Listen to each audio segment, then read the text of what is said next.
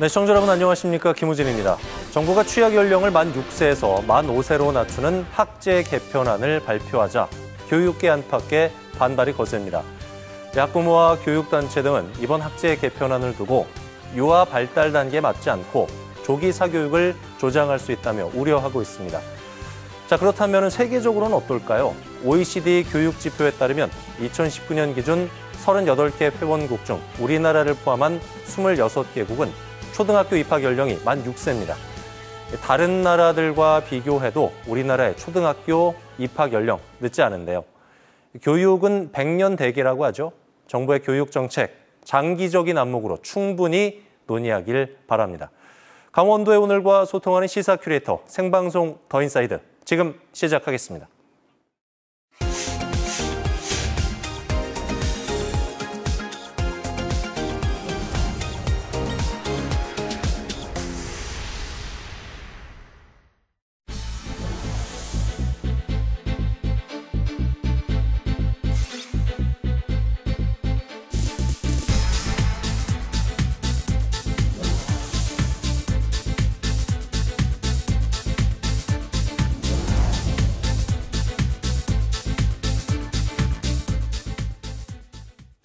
네, 생방송 더 인사이드 함께하고 계신 지금 시각 6시 45분 지나고 있습니다.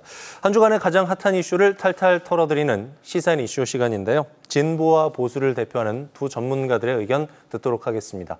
교수계 이단아, 시사계 원조 아이돌 김기석 교수, 국회의원에서 제야의 논객으로 돌아온 정치계 뿌나 황영철 전 국회의원 함께하겠습니다. 안녕하십니까? 네, 안녕하세요. 네. 요즘에 이것 때문에 상당히 시끄러웠습니다. 행안부 안에 경찰국이 생기는 것을 두고 논란이 뜨거운 상태. 경찰국 신설에 반대해서 전국 경찰서장 회의를 주도했던 총경이 대기 발령을 받았고 행정안전부 장관이 경찰서장 회의를 12.12 쿠데타에 비유하면서 후폭풍이 상당히 거세졌죠. 어쨌든 어제 경찰국이 신설이 됐고 업무를 시작한 상황인데 논란은 계속되고 있는 것 같습니다. 그래서 오늘 시사인 이슈에서는 경찰국 출범 정상화대 권력 장악, 핵심 쟁점은 이란 주제로 탈탈 털어보도록 하겠습니다. 자, 우선 행안부에 경찰국이 생기면은 어떤 부분이 달라지는 건가요?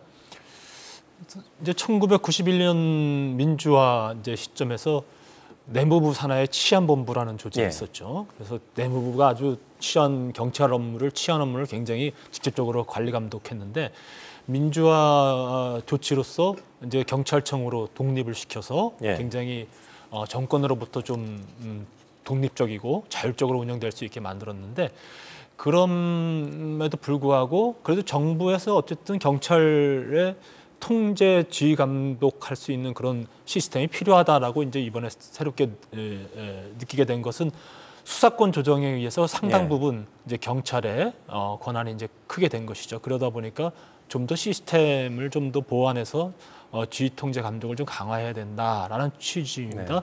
지금까지는 사실은 경찰청에서 행안부의 치안 정책 담당관을 파견해서 극히 미미한 정도의 서로 이제 뭐 정책이라든지 의견을 주고받는 정도였고 또 인사와 관련돼서는 청와대에서 직접 총경 이상급에 대해서는 민정수석실에서 거의 이제 그 인사를 관장했었는데 이제 행안부에 경찰국이 생기게 되면 행안부 장관이 직접적으로 경찰 내의 인사, 예산, 법령, 정책 이런 것들을 이제 다 지휘 감독하게 되는 그런 시스템으로 바뀌게 되는 것이죠.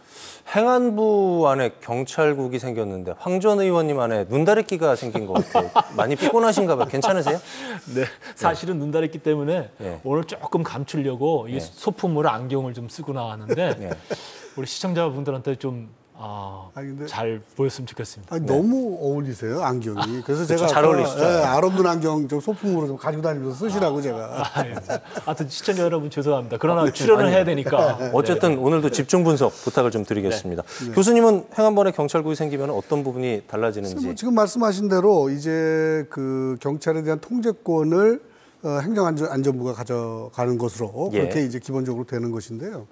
이거는 조금 맥락이 있는 일이에요. 사실 지금 이 제한된 생방송의 이 짧은 시간 동안에 그걸 다 말씀드릴 수는 없는데 제가 아마 키워드를 몇 개 좀 말씀드려 보려고 그래요. 그게 뭐냐면 그 청와대 민정수석실이라는 거 아마 많이 들어보셨을 거예요. 네. 지금 금방 황 의원도 언급을 하셨는데 그 민정수석실을 이번에 없애면서 이제 이거를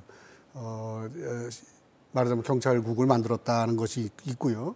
그 다음에 검경 수사권 조정 문제 굉장히 뜨거운 이슈였죠. 네. 아마 조국 사태 이후에 윤석열이라는 인물이 등장하게 되고 했던 그런 어떤 전체적인 맥락 속에서 이제 굉장히 우리 사회 핫 이슈였고요.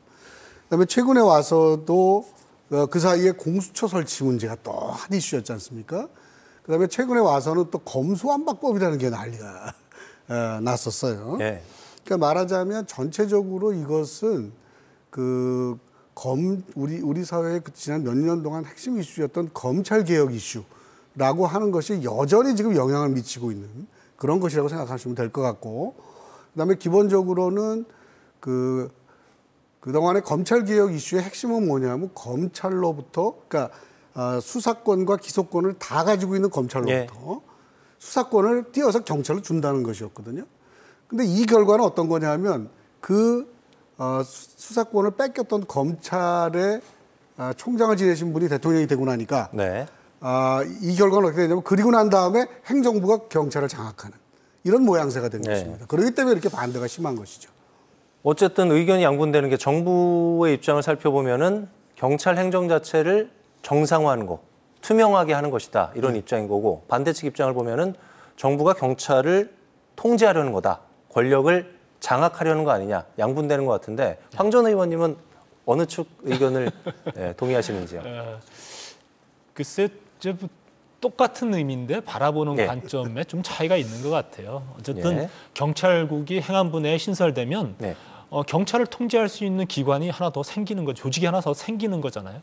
그러니까 경찰청만의 입장으로 생각해 보면은 자기들을 통제할 수 있는 기구가 하나 더 생기니까 결국 이것이 좋을 리는 없는 것이죠. 그런데 과연 지금 이렇게 이제 검경 수사권 조정에 의해서 경찰이 막강한 수사권을 갖게 된 이 시점에서 또 이런 통제가 어쩌면 스스로도 필요할 수 있다라고 생각할 수도 있는 거예요. 그런 측면에서 봤을 때 다 보기에 따라서는 좋을 수도 있고 또 보기에 따라서는 나쁠 수도 있는데 정부 입장에서는 이것은 당연히 정상적인 좀 더 행정에서의 투명성과 정상화를 기하기 위한 조치다라고 설명을 하는 것이고, 그리고 인간에게도 개인에게도 있어서 자기를 통제하려는 기구라든지 사람이 생기면은 그건 기분 나쁘고 굉장히 좀 거부감이 드는 것이죠. 그런 측면에서 봤을 때 이것을 거부하는 입장에서도 저는 일부분은 이해가 된다고 보고 있습니다. 다만 이것을 앞으로 운영하는 데 있어서 과연 민주적 절차 제도에 걸맞게 잘 운영하느냐, 아니면 권력을 가진 자가 자기 입맛에 맞게 이것을 운영하기 위해서 이것을 활용할 것이냐에 따라서 저는 굉장히 평가가 달라질 거라고 보고 있거든요. 그래서 이전에 검경 수사권 조정이라든지 또 검찰의 독립과 관련된 여러 가지 논란들이 문재인 정권에 있었던 것과 똑같이 앞으로도 이 윤석열 정권 하에서 경찰청의 독립, 경찰청의 통제, 경찰 권력의 통제 이런 문제로 인해서 상당히 논란이 이어질 가능성이 있다. 이렇게 좀 예상해 봅니다. 교수님은 어떠십니까? 이게 참 오랜 역사를 가진 우리 경찰의 독립이라든가 자율의 문제는 오랜 역사를 가진 부분이고요. 계속해서 얘기해 나가야 될 부분인데, 일단 경찰이 지금 비정상적인 부분이 어떤 것이 있었죠? 아무런 이슈가 되지 않았었어요, 그동안에. 물론 이제 법이 통과되면서 이제 권한이 비대하게 갔다는 판단을 하고 있다, 이런 얘기인데, 그래서 우선은 이게 과연 조금 국민들 입장에서는 굉장히 어느 날 갑자기 확 나타난 이슈예요. 아마 검수완박법 통과 때문에 그랬던 것이 아닌가 지금 그렇게 생각하는 것이죠. 왜냐하면 이게 윤석열 후보가 대통령이 되고 난 다음에 대통령으로서 거부권을 행사하기 직전에 검수완박법을 통과시켰던 것이거든요. 이제 그렇기 때문에 그리고 나니까 그러면 우리가 경찰청을 장악하겠다, 이런 시도를 하는 것으로 당연히 비치게 돼 있잖아요. 그다음에 최근에 2020년인가요? 국가경찰위원회가 있고 지금 지방자치경찰위원회가 각 도에 생겼어요. 그래가지고 경찰권을 지방자치단체에다 넘겨주는 작업이 착착 진행되고 있던 그런 상황입니다. 물론 이건 이제 말도 많고 탈도 많고 뭐 여러 가지 문제는 있지만 그러나 아무튼 그런 시도가 잘 되고 민주적 통제를 이루기 위한 여러 가지 시도가 이루어지고 있는 때에 갑자기 옛날로 다시 돌아가겠다는 뜻이에요. 옛날 내무부 치안본부라고 하는 게 도대체 얼마나 많은 민주화 과정에 얼마나 많은 문제와 이 여러 희생을 야기했었습니까? 그렇죠. 그 시절로 다시 돌아가겠다는 시도를 하니까 국민들 입장에서 굉장히 좀 뭐랄까 좀 황당하다 이렇게 생각할 수밖에 없어요. 네.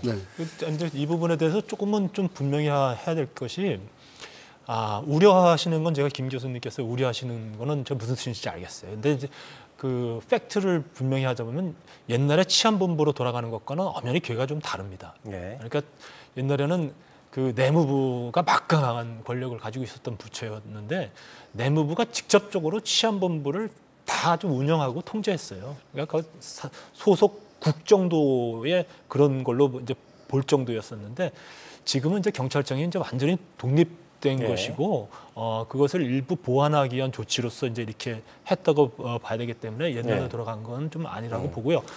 제가 사실은 국회에서 그 행정안전위원회 이제 간사를 했기 때문에 경찰 업무와 관련된 또 경찰 조직과 관련된 애정은 좀 굉장히 가지고 있습니다. 그리고 경찰 조직이 사실은 무슨 정치권에 의해서 좌우됐던 조직이 아니에요. 그런데 이번에 이런 논쟁 속에서 굉장히 옛날에는 이제 검찰 법무부가 굉장히 이제 정치적인 이슈로서 쟁점이 되고 그랬었는데 경찰이 지금까지 한 번도 이런 정치적인 입장을 민주화 이후에 이런 논란에 서지 않았었는데 되게 좀 안타까운 심정으로 좀 바라보고 있어요. 그래서 어쨌든 이제 8월 2일부터 경찰국이 신설이 되고 운영이 되고 있으니까 이것이 정부 쪽에서 이상민 장관이나 윤석열 대통령이 얘기하고 있는 정말 투명하고 정상화된 경찰 조직 운영이라는 취지에 잘 맞춰서 운영되길 좀 바라고 있고요. 그 부분에 대해서는 경찰도 역시 마찬가지로 같이 좀 협조하면서 잘못된 부분이 혹여 이제 이후에 나타나거나 저는 혹시 윤석열 정부나 이상민 장관이 이런 통제 방식을 통해서 경찰을 정치화하려거나 권력에 이용하려고 하는 것이 단 일이라도 보인다면 대단한 저항이 일어날 것이고 이로 인해서 정권이 굉장히 어려움을 겪을 수 있다라는 것을 좀 명심했으면 좋겠습니다. 조금 부탁해요. 말씀하십시오. 물론 이제 정부가 하겠다는 일, 지금 이제 들어온 지 얼마 되지도 않은 정부인데 하겠다는 일에 대해서 자꾸 태클 거는 게 좋은 모양이 아닌 거는 저도 뭐 말씀드릴 수 있는데 조직이라는 건 말이죠. 인사, 예산, 그다음에 이상민 장관이 스스로 말씀하셨는데 중요한 문제에 대한 수사권까지 자기가 개입하겠다고 얘기를 했습니다. 의도가 없을 수도 있겠죠. 결과적으로 분명히 그렇게 나타날 겁니다. 우리가 역사를 왜 공부하고 생각합니까? 내무부가 그때는 굉장히 강한 조직이었다고 말하는데 그때는 내무부가 아니라 정부 자체가 권위주의 정부였기 때문에 그랬던 것이죠. 그러니까 부처의 성격의 문제는 아니라고 생각하는데 그때로 다시 돌아간다, 100% 그런 건 아닐 수 있으나 지금 말씀하셨듯이 법무부, 검찰국이 정치적 논란에 휩싸였던 그런 일들이 이제 없다고 말씀하셨잖아요. 이제 생깁니다. 당연히 생기죠. 왜냐하면 뭐 예를 들면 국가적인 논란이 되는 중요한 그 문제에 대한 수사에 만약에 행안부 장관이 수사권을 행사해가지고서 뭔가 방향을 주고 하는 것은 그런 문제들이 정치적인 문제로 이전되는 것을 말해요. 그래서 이거는 제가 보기에는 너무나 갈 길이 명확히 보인다. 그냥 우리가 좋은 말로 좀 기다려봅시다, 기다렸다 이러기에는 너무나 좀 안타까운 일이 아닌가 이렇게 생각을 합니다. 뭐 정도 차이는 있지만 어쨌든 정부의 입장과 관련돼서 이렇게 좀 깊이 있게 알아봤으니까 이번에는 경찰 쪽의 입장에 대해서 좀 얘기를 해보죠. 세 가지 이제 근거를 들고 있는데 첫 번째 근거는 경찰 행정을 통합할 법적 근거가 약하다 이런 점들 그리고 굉장히 논란의 중심에 서 있고 이렇게 중요한 문제를 입법 예고 기간이 단 4일에 그쳤다 졸속이다 이런 주장 그리고 인사뿐만이 아니라 수사나 치안에 대한 지휘 감독도 하려 한다. 독립성을 침해하는 거 아니냐 이런 게 이제 경찰 측의 입장인데 어떻게 생각하십니까? 근데 사실은 정부가 새로 탄생하면은 정부 조직법 개편안을 국회에 올립니다. 그러니까 이게 통상적인 수순이 굉장히 자연스러운 수순이죠.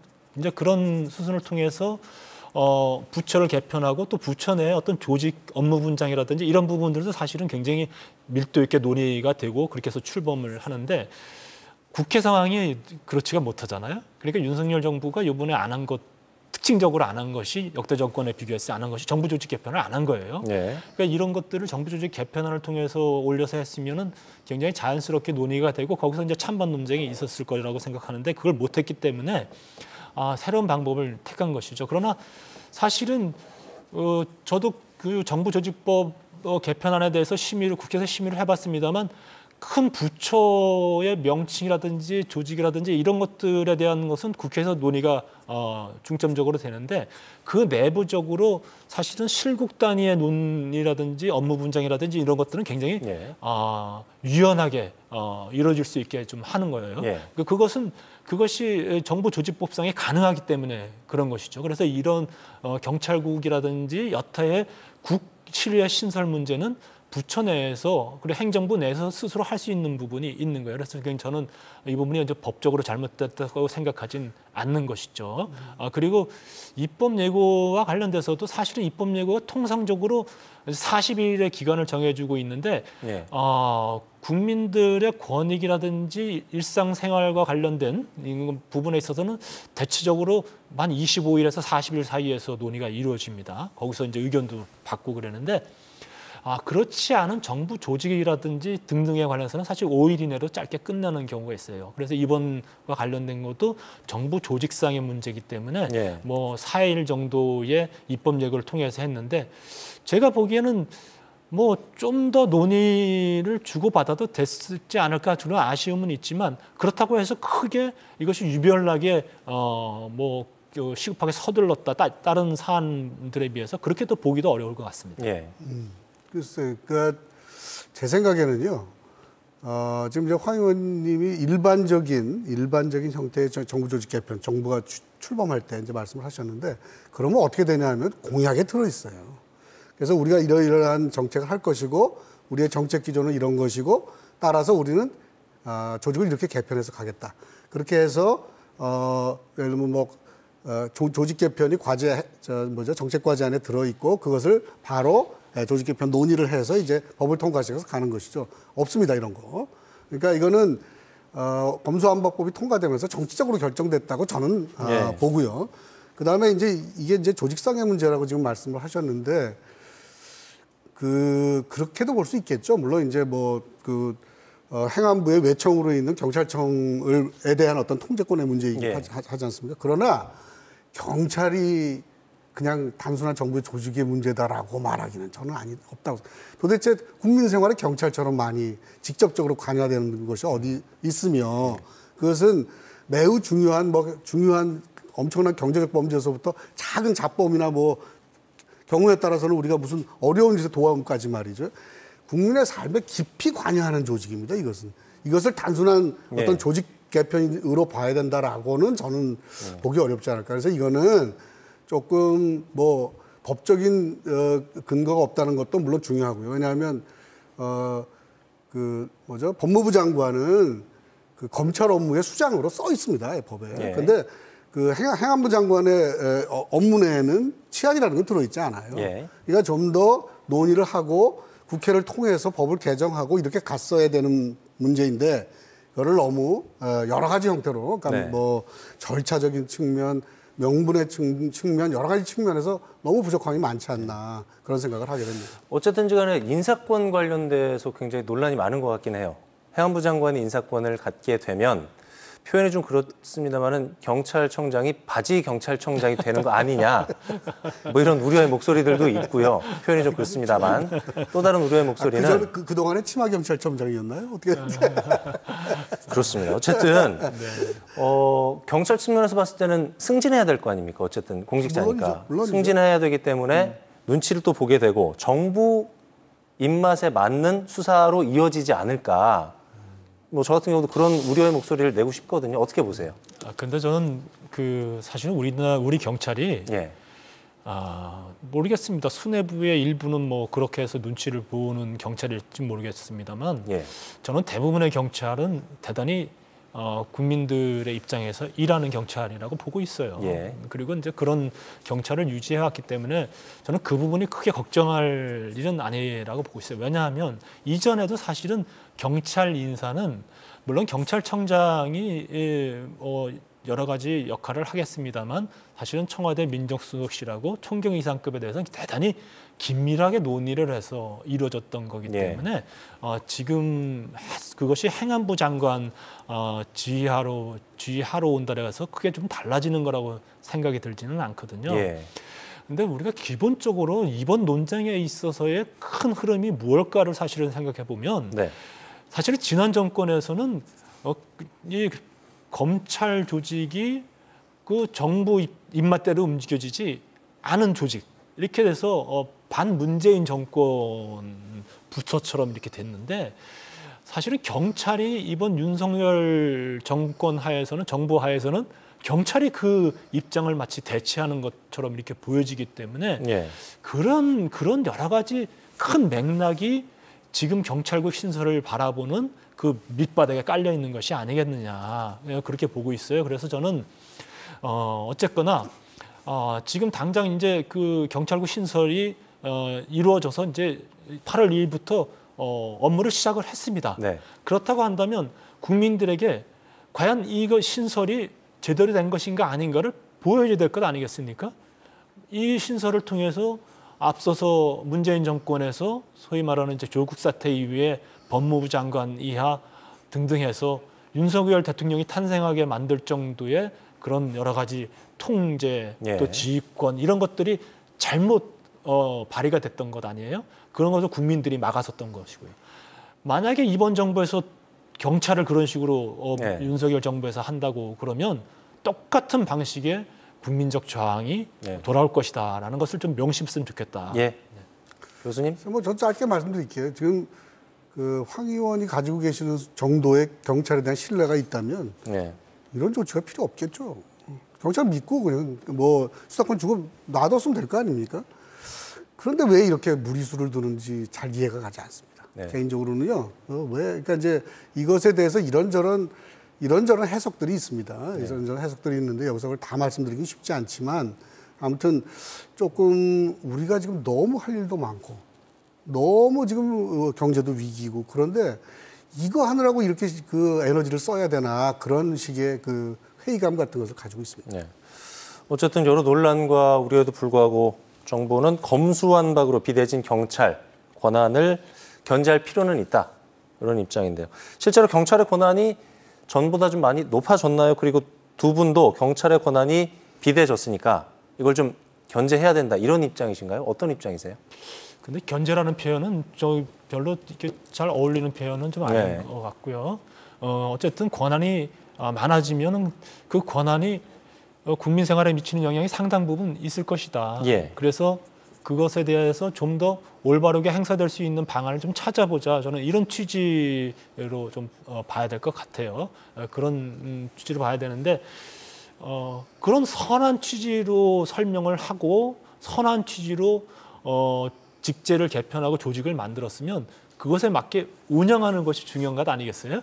근데 선한 취지로 만들어 놓고서 그것을 악한 취지로 활용하고 하면은 저는 국민적 저항에 부닥칠 거다. 그리고 경찰이 우리나라 경찰이 이제 뭐 건 13만여 조직이 되는데 이 13만여 조직에 올바른 생각을 가지고 있는 경찰들이 만약에 이 경찰국 신설을 통해서 제대로 된 경찰권의 행사라든지 뭐 수사권의 행사라든지 그다음에 경찰 행정이 운영되는데 도움이 됐다고 생각하면 아마 잘 받아들일 거예요. 그런데 이후에 이것이 예상했던 것과는 다르게 소위 말하는 행안부 장관이 얘기했던 것과 같은 정상화가 아닌 비정상의 시작인 것 같다라고 하면 저는 경찰 조직 내부에서 먼저 굉장한 반발이 있을 것이다 이렇게 보여집니다. 교수님? 그 권한이 비대화됐다. 그래서 견제가 필요하다는 게 이제 정부의 논리예요. 그런데 저는 이제 원래 비교 정치학이라는 걸 하는 사람, 비교에 대해서 굉장히 민감한 사람입니다. 권한이 늘어났다라고 하는 것은 이전의 경찰에 비해서 늘어났다는 뜻이에요. 그것도 하나의 비교의 기준이 될 수 있습니다. 근데 실제로 이 일에 있어서의 비교의 기준은 뭐가 돼야 되냐면 검찰이 그 권한을 다 가졌을 때의 폐해와 경찰과 나눠 가졌을 때의 어떤 나타나는 문제. 예를 들면 권한이 커졌으니까 문제가 생길 겁니다. 어떻게 완벽하게 운영하겠어요. 생길 거지만 검찰이 다 가졌을 때 어떤 문제가 있었는지를 우리가 다 기억하지 않습니까? 그거와 비교해야 된다고 저는 생각해요. 그거를 늘어났으니까 우선 통제합시다. 이렇게 자꾸 문제를, 그러니까 이건 제가 보기엔 경강부회라고 생각하는데 네. 그 비교의 준거가 잘못됐다. 어느 정도 설명할 수 있지만 진짜 중요한 것은 검찰이 다 가졌을 때의 비교다. 저는 이렇게 생각을 합니다. 마지막으로 시민 입장을 한번 돌아가 볼까요? 네. 행안부 안에 신설된 경찰국, 시민들에게 피부에 와닿는 어떤 변화를 체감할 수 있을까요? 그리고 어떤 부분을 예의주시하면 좋을까요? 이 부분은 좀 짤막하게 답변 부탁드릴게요. 실질적으로 경찰국 신설이 이 경찰 행정 일선에서 미치는 경찰 행정에 미치는 영향은 네. 크게 다르다고 생각지 않습니다. 다만 아주 큰 이제 수사라든지 어쩌면 정권과 관련된 밀접한 정치적인 수사 예. 이런 것들이 있을 때 이제 비로소 드러나게 되겠죠. 그럴 때 이 경찰국 신설의 본질이 보여지게 네. 되지 않을까 생각합니다. 네, 교수님. 네, 뭐 맞는 말씀이고요. 일반인들은 경찰이 뭔지, 경찰은 약간 뭐 있을 수 있지만 그 검찰이 뭔지 잘 모르고 살아가잖아요. 문제가 생겼을 때는 이제 그게 달라졌다는 걸 느낄 텐데 보통 사람들은 아마 큰 변화를 느끼지는 않을 거라고 생각해요. 네. 정치적인 문제가 생겼을 때 이제 문제가 되겠죠. 그렇군요. 네. 오늘의 이슈워드 황 전 의원님 어떤 걸로 선정하셨습니까? 저는 대한민국 국민은 경찰을 사랑한다 얘기하고 싶습니다. 대한민국 국민은 경찰을 사랑한다. 가름하시겠습니다. 사실은 굉장히 경찰이 예전에 비해서 정치적 경찰에서 이제는 민중의 지팡이로서 거듭나고 있어요. 네. 이런 과정에서 이런 정치적 논쟁에 휘말리게 된 것을 저는 대단히 안타깝게 생각하는데 그러나 지금까지 해왔던 것들을 잘 유지해가면 좀 국민들이 신뢰할 것이다. 잘하고 있는데 왜 건드리냔 말이죠. 그래서 저는 이슈워드 뭐냐. 네. 뜬금포. 아니, 뜬금없이 웬 갑자기 경찰 그런 느낌입니다. 네. 어쨌든 행안부안의 경찰국 설치 논란 우여곡절 끝에 어쨌든 어저께부터 업무를 시작을 했습니다. 네. 과연 졸속 논란, 권력 장악 우려를 잠재우고 경찰국이 순항할 수 있을지 꾸준하게 한번 지켜봐야 되겠습니다. 오늘 함께해 주신 김희석 교수, 황영철 전 의원 말씀 고맙습니다. 고맙습니다. 고맙습니다. 수고하셨습니다. 네, 일부 지역 제외하고 도내 전역에 폭염주의보가 내려져 있는 상태입니다. 요 며칠 열대야 때문에 잠 설치신 분들도 많으실 것 같은데요. 이럴 때일수록 건강 관리 유의하셔야 되겠습니다. 8월 3일 수요일 생방송 더 인사이드 저희가 준비한 소식은 여기까지입니다. 편안한 저녁 보내십시오. 고맙습니다.